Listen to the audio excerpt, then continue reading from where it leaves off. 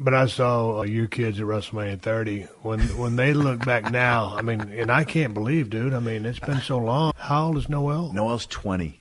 How old is Dewey? Dewey's 22. Okay, now those are the two that I remember. Yeah, I know you have two more kids. Yeah. But so now, when this conversation comes up, how do they reflect on that? What do they remember about it? Are they okay? Did it scar them? Well, kids are resilient. They bounce back.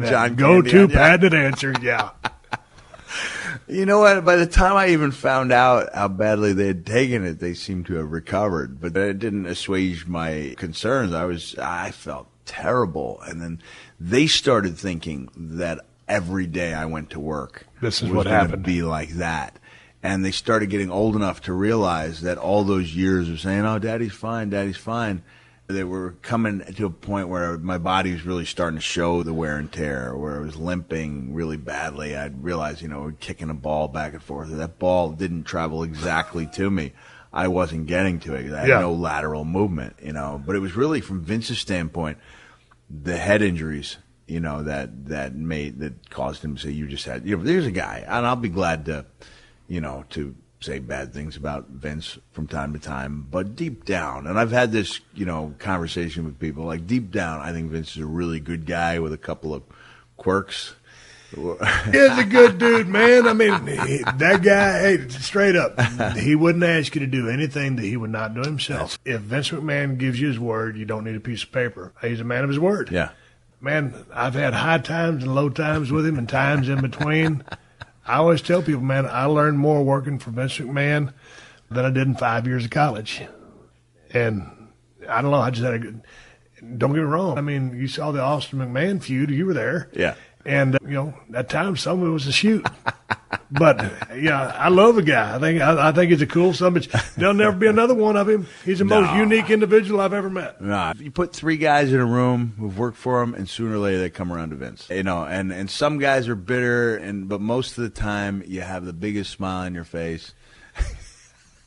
I think the bitter part of being gone from the business is, some of the guys, it's almost a parallel of the NFL. The big money wasn't around for everybody back then. And then it came into the big money, and it continues to be that way. So has been a parallel of professional wrestling. A lot of guys didn't end up with what they thought they would end up. But nonetheless, he's a very unique dude. Hey, dude, let's shut this thing down and save a lot more for round 3. I just close by saying, Jimmy crack corn and I don't care. I've got Olympic gold. You had to go down there. You know what? This is the Steve Austin Show. I'm going to call it audible. Bonus with Mick Foley. This sorry son of a bitch. Where did you and me first meet? Man, I came back in 91, and I was with Abdullah for a while. It was after Abdullah left in the winter of 92, and that was when me, you, and DDP started hooking up and creating some memories. Me, you, and Regal, for some good. But my point is, we always got along, and then all these years later, and then you and I ended up in WWF, as you say, E. So there we are. I don't remember where the hell was it. It seemed like somewhere in the Midwest. Milwaukee, was it? Milwaukee was the one. See, here's the thing about you. You have such good recall. Yeah. And after all the steel chairs, you it's remember more than I long-term. do. It's razor sharp. Okay. Razor sharp. Short-term. It's different ball games.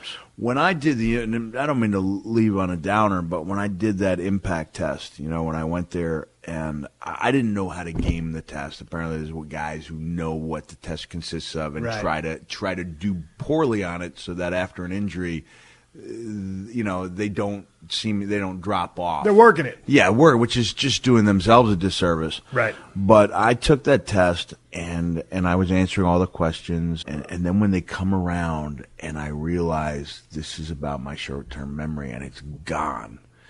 It was so distressing to me that independent of WWE, that I called Dr. Cantu at the Boston Center for Traumatic Encephalopathy, and I scheduled an appointment on my own, and it was like a day or two later, John Laurinaitis called me up, and he said, there's been an issue with your impact test. So I had 2 top neurologists telling me that my time was done.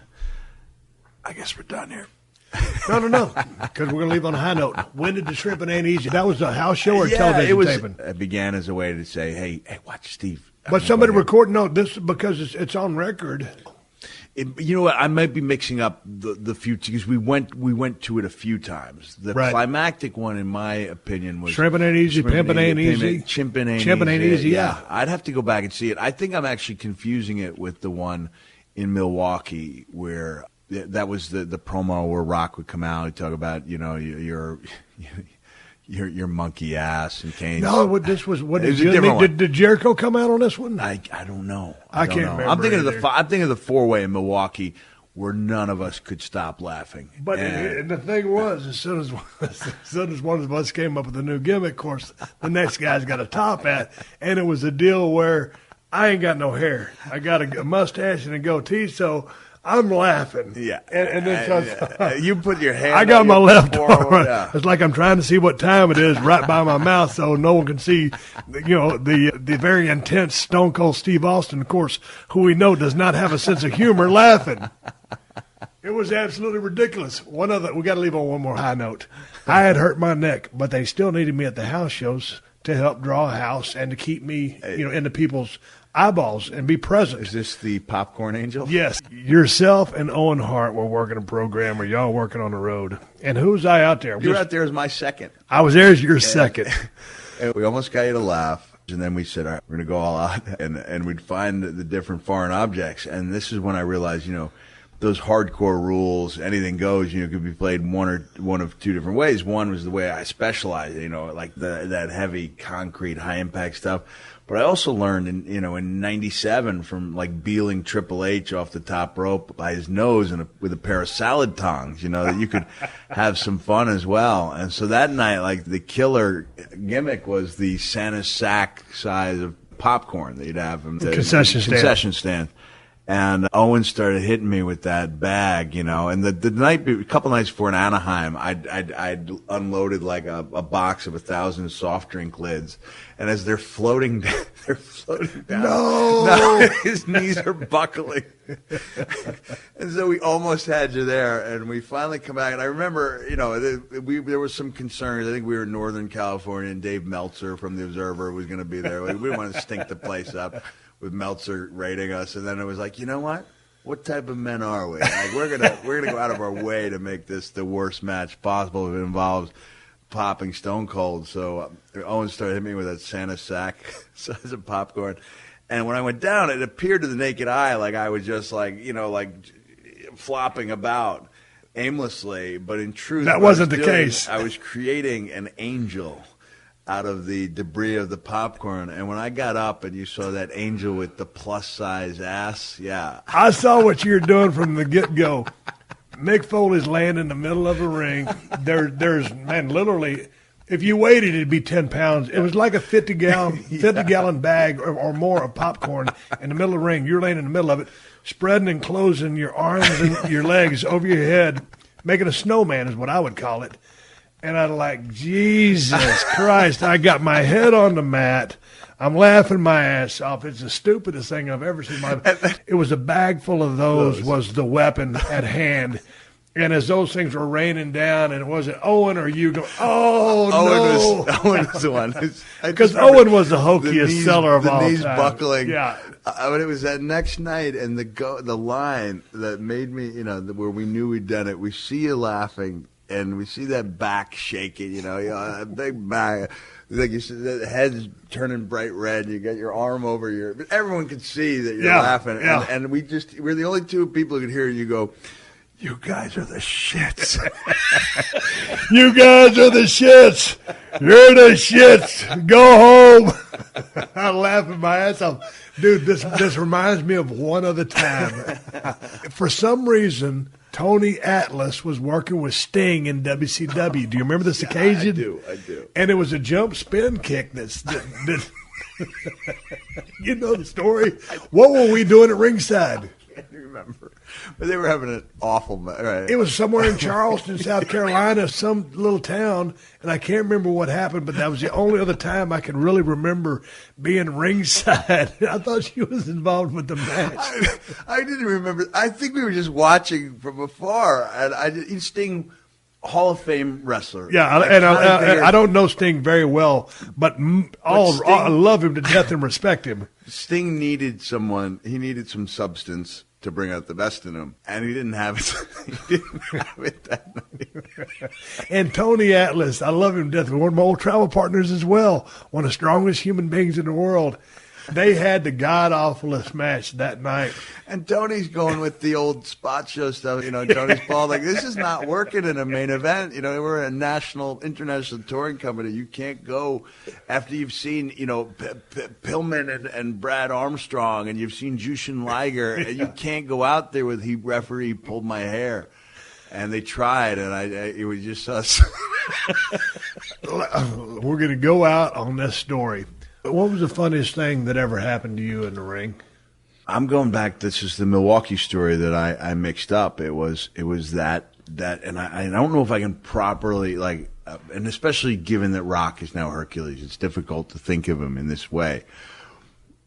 But when he would come out and talk about your monkey ass and Kane's red retarded ass and my fat ass, at that point, and we've come a long way as far as social issues, and it's not as funny to say, but the line, it's still kind of funny. In 20 years, it won't be funny at all, which would be a good thing. But I said, I heard you talk about, Kane's red ass and Steve's monkey ass and my fat ass, and it just seems to me that The Rock likes to talk about men's asses a lot. We get the pop, and maybe it's true what they say. Maybe The Rock really does suck after all.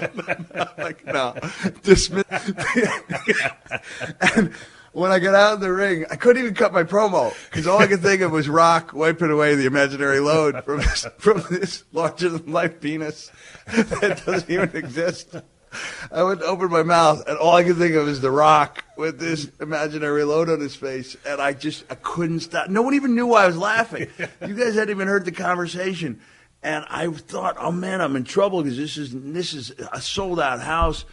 Earl Hebner's, I look over Earl. It looked like Earl was so bright red, and you were in there in the corner. You had your arm over the thing, and every time I tried I couldn't do it. I was completely gone. I could not keep a straight face. This is a main event. I looked out of the crowd thinking they were going to be hot, and they were laughing just as hard as we were. They didn't know why we were laughing, but they just knew that the guys in the ring really loved what they did. I can't remember a thing about the match, and I apologize to The Rock because there was no actual evidence. No, it was all comedy back in the day. Oh, geez, he's the biggest movie star in the world. I remember one time they just opened up that brand new building in Dallas, American Airlines Arena. Yeah. I got the phone call. They opened a new building in Dallas. Want you and The Rock on top. Oh, shit, that sounds good to me. Call him. So there we go. Go to Dallas, Texas. Main event goes to the ring. Boy, we jump started.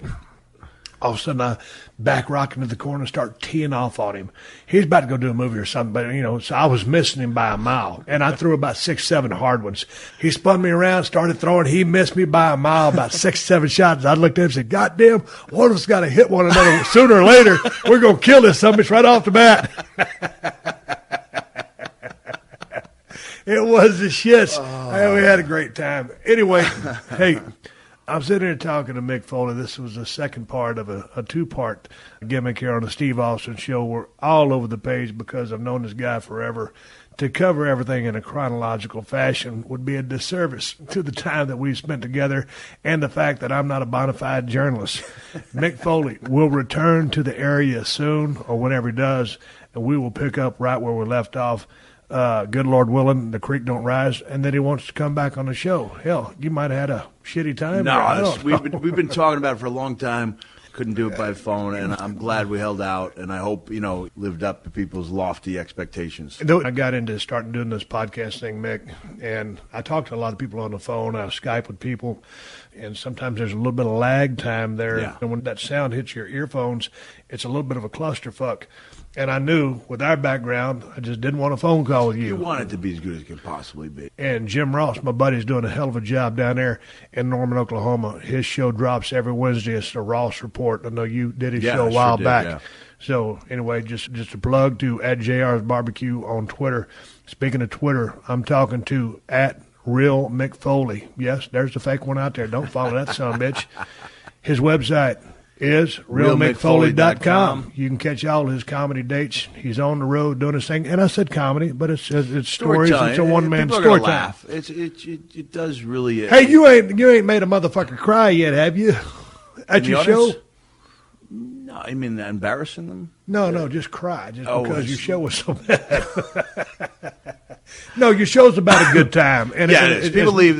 Not necessarily a one-man stand-up act. Yeah, there was a guy talking to me about laughs per minute, and I look at laughs like pops in the ring. It's not about how many you get; it's the way people feel when they walk out of that building. If they got a huge smile on their face, and I think I got a really good big smile ratio. It's good storytelling. No, but see, here's the deal, dude. Let me cut you off. I mean, what you're saying is just like going to Japan, whether it's New Japan or All Japan. You've been there. Yeah. All of a sudden, you're in the back. It's your first time over there. You watch Justin Liger and Eddie Guerrero go out there and mix it up. You're like, how do I follow that? Yeah. Well, you just go out there and do your thing. And so that's what you're doing. You don't try to be right. Sam Kinison or try to be Andrew Dice Clay or Eddie Murphy, some of those cats. You're doing your thing. Doing my thing, and people like it. Everyone's got unique stories. I'm pretty sure in a couple of years there could be some other guys wading in, and I think it's a pretty big canvas. We can all leave our own imprint on there. I just love it, man. And it just, going back to what we talked about last week, it makes me feel like I used to feel in the ring without the physical fallout. What do you do after a show, dude? Back in your car, because I know you do the autograph thing afterwards, but is there that same adrenaline rush? Sometimes, yeah. If you really feel like you hit it out of the park, it feels like coming back after a great promo. Does your wife, hey, man, you got to get your ass off the road? Yeah. You know what? July was 22 days away from home. That was a little long. And the kids' lives, 11 and 13, they need summer dad. So I'm going to try to make it. You say try. You seem like you're hell-bent on staying on the road. I'm going to make a pact to be home at least half the month. Now, what's driving you, dude? A pact. I'm making a promise to my wife that I will be home at least half the month. Do you want to be on the road that much? Can you? I mean, did you not get it out of your system? I like life. I do like life on the road. I always say when I got a business, it took me 3 years to make the adjustment to being a civilian. I'm a civilian now.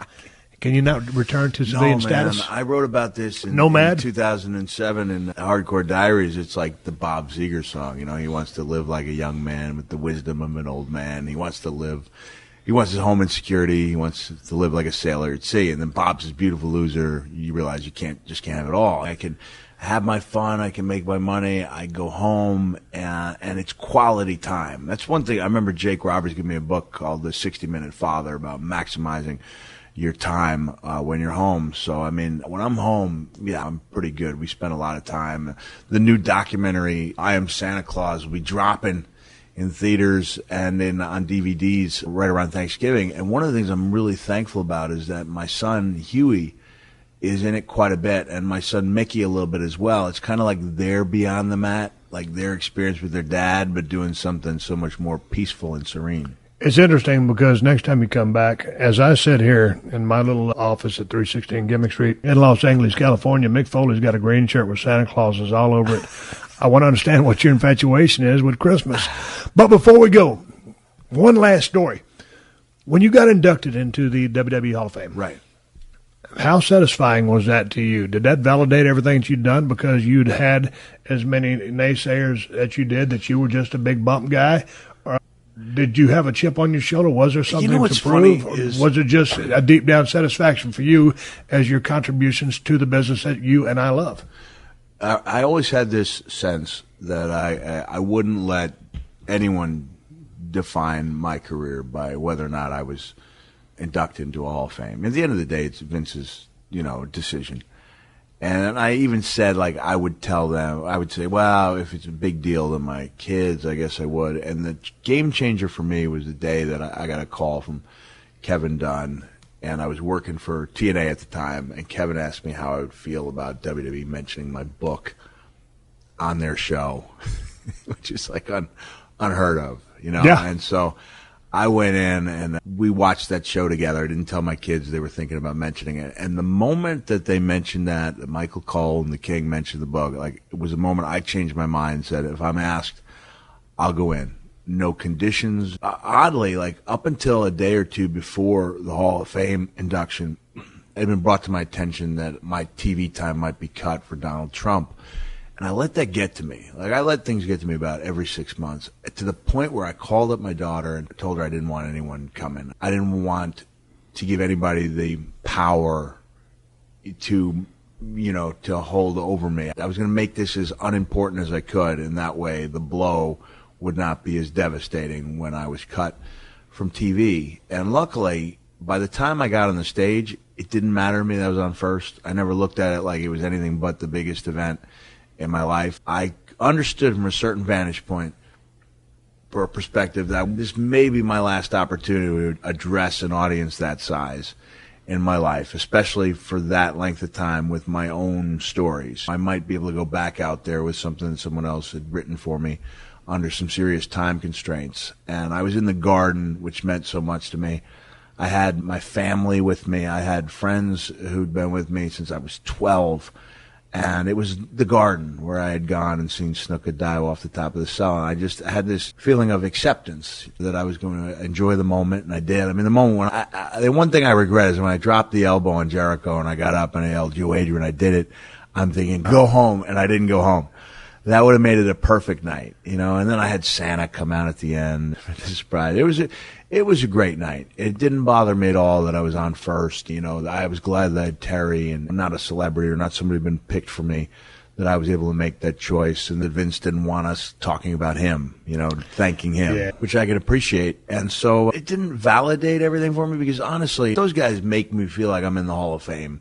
The way I'm treated on a day-to-day basis by people in the streets and by the WWE superstars and divas when I go back every now and then made me feel like I was in there anyway.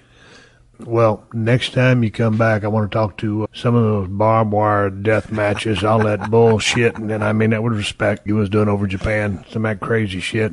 What was that with Onita? No, Onita was the strong. We were the opposition. We were opposition. Japan. It was Terry, and it was Tracy Smothers. All right, well, don't go into it yet. I want to catch that on the next go round, because that was some crazy ass shit, dude. I watched some barbaric, brutal